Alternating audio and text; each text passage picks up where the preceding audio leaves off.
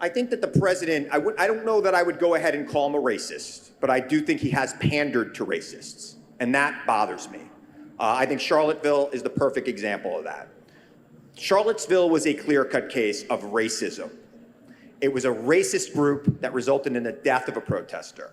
You might not like the way she protested, you might not like the groups, but it was a racist group out there chanting racist things, and the president had one thing to do that day, and that was to condemn it, and he didn't.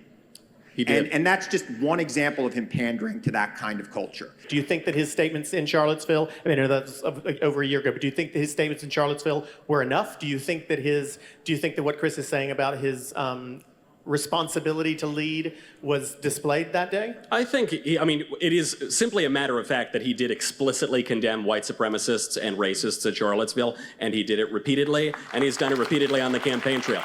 You might still object to his rhetoric, but he has repeatedly, for years and years, condemned racists. He even one time said, how many times do I have to condemn David Duke? I hate David Duke. I don't like David Duke. So he's done that repeatedly.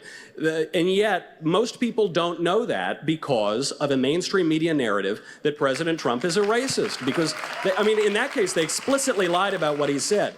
The president's words move markets. They scare people. When the president tweets, it scares people. It moves markets. His words matter more than mine, more than yours, more than anybody else's on the planet, and he does not choose them carefully. And that is leading to problems in this country. It has led to problems in the markets as well from time to time from what he said. And he needs to be more careful with that. And I think you would agree with that. Frankly, when the left tells you to say something, you can show them the underside of your chin. I think so much of the trouble in this country is the left tells us you have to say this, you have to believe that, you have to say Trump is a racist and an anti-Semite. Trump has a town named after him in Israel. If he's an anti-Semite, he's the worst anti-Semite in the history of the world. He's very... The left will never fail to always try to control language.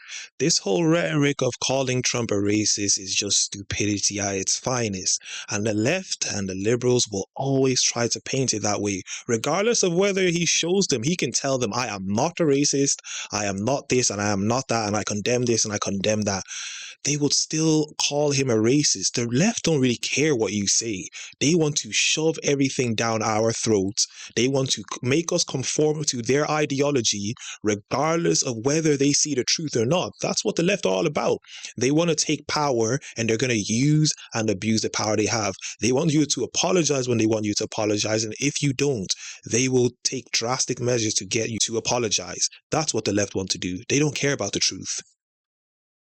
Ineffective at it. If Trump, I'm not calling him a racist and an anti-Semite. I'm saying his words matter, and he needs to choose them better. He makes statements that move markets, offend people, get people to act in a certain way, and he needs to be better at it. But Chris, look, we could all use better words. What I'm saying is, if at Charlottesville, if he explicitly condemned racists and white supremacists, we would agree that's a good thing. The president should do that. His first reaction should have been that. His first reaction was good people on both sides. In the very same paragraph, good people on both sides is not condemning racism. There were no. Now here we go with the sham battle. And we need to get out of our emotions and really look at what people say for what they say. Are you trying to say that there's everyone on each side is bad? As much as you want to hate people, what he said was true. There are good people on both sides. And as Michael Knowles just stated, he then went on to condemn the racism. But you don't want to hear that. As I said, the left do not want to hear the truth, and they do not care about the truth. In the very same paragraph, good people on both sides is not condemning racism. There were no good people marching saying Jews will not replace us. Not one good person. Not one of those people was a good person. Not one of them. Not one. Now, if you read down two paragraphs, as he is saying that, he still said there were good people on both sides. What he's saying is, and you know it, and I know it. That's what he said. Well, good people on both sides. Let me ask you. As I said, he doesn't want to hear the truth. He's just shouting, over talking Michael Knowles when he's trying to tell him that he did say it. But as I've said, the left do not care about the truth. They want to paint a narrative, and as long as that narrative follows what they believe in, they'll continue to believe in it. Let me ask it this way. Are people who are marching and shouting "Jews will not replace us"? Are they good people? I don't yes know, or no? Clay. I mean, just a yes or no question. Yes or no? No, it's a yes or no Clay, what a question. ridiculous question. Give me a break. You can boo me all. You know, the reason No, because are you able to answer the question? One conservative yes because or they know no? that it's a fair fight. Yes or no? Are people who are marching shouting "Jews will not replace us"? Nazis are bad, they Clay. good We people? agree. Nazis are bad. Okay. Can you say yes or no to this? Are you capable of that? I can. Hey, Clay. Can you say yes or no to Let it? me ask you a question, Clay. I don't need to answer a question because I'm not on the stage. Clay, Can you answer the question?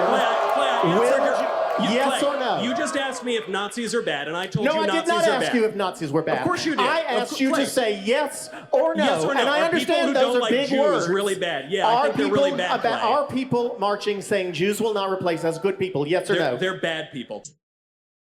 Just hearing that statement, I don't even know what's so bad about saying that people will not replace us, regardless of whether they're Jewish, black, white, brown, green, yellow.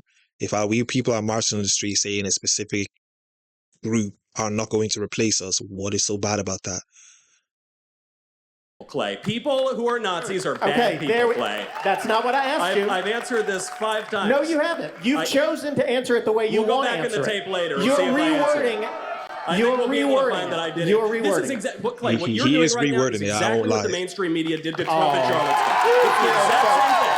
I gave a perfectly clear answer, and then you tried to pretend that I didn't. I feel so bad for you. I feel so badly for you. Why do you It's feel very badly for easy me? to play a victim. Let me ask you this. Why do you feel Let me badly ask for you me, this. Hey, guys.